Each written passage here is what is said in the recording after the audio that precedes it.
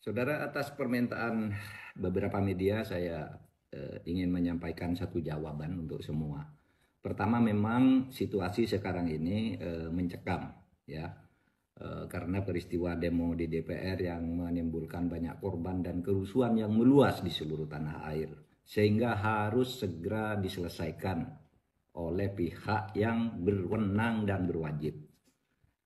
Kita tentu mendukung demo dan protes-protes itu 100% mendukung.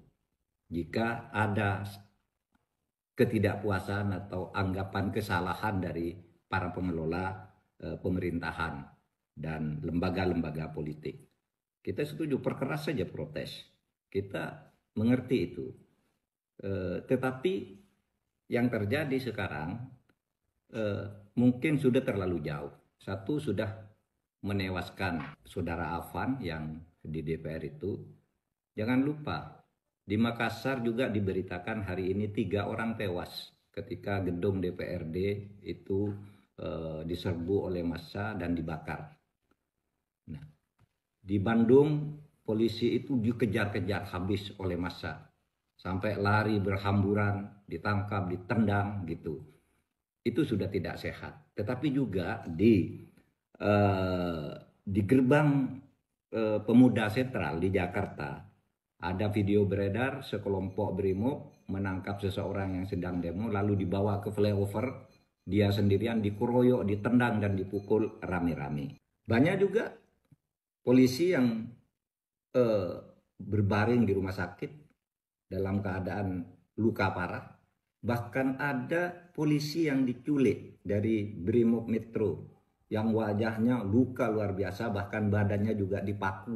Di jalan-jalan sekarang, yang terutama di depan beberapa polres yang tadi pagi saya lewat ketika menuju bandara, menuju Halim, itu banyak bangkai-bangkai mobil dan bekas bangunan-bangunan dijebol karena penjarahan. Oleh sebab itu, saudara, mari kita sadari bahwa ini tidak bagus, harus kita selesaikan.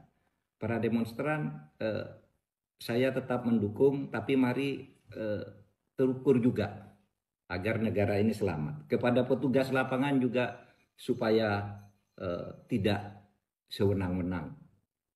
Saya paham petugas lapangan itu terjepit. Di satu sisi dia harus bertugas mengamankan situasi, misalnya tidak boleh sampai pagar DPR itu jebol atau pintu-pintu tertentu di DPR jebol. Itu saya memahami, itu tugas aparat yang merupakan perintah dari atasan. Tapi juga dia di lapangan menghadapi massa yang sudah mulai sangat marah. Nah, oleh sebab itu ini yang harus bertanggung jawab adalah atasan dalam memberi komando itu supaya cermat dari waktu ke waktu gitu. Jangan sampai terjadi korban di kalangan aparat dan rakyat. Yang saya lihat sekarang ini terjadi bentrokan antara rakyat melawan aparat. Padahal aparat itu hanya menerima tugas, tidak ikut mengambil keputusan politik. Jadi korban. Polisi jadi korban. Rakyat jadi korban. Oleh sebab itu ini harus diselesaikan. Masalah utamanya apa? Ya. Masalah utama yang kita lihat itu adalah akumulasi kekecewaan memang.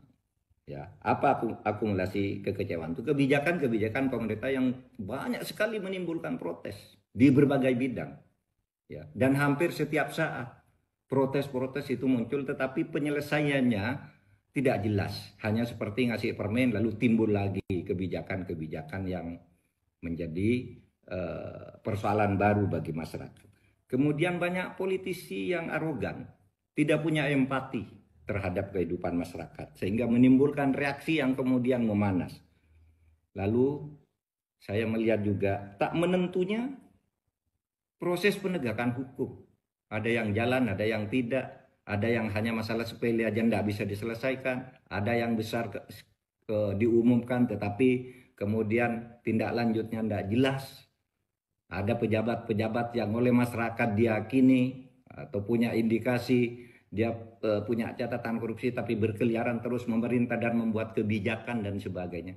Nah ini supaya diselesaikan agar tidak semakin rumit. Negara ini adalah milik kita bersama. Wahai seluruh rakyat, aparat itu bukan musuh Anda. Wahai aparat, rakyat itu bukan musuh Anda. Anda harus menanggung akibat karena kebijakan-kebijakan dan para pejabat dan pemimpin yang korup sebenarnya. Dan penyelesaiannya harus di sini. Terima kasih.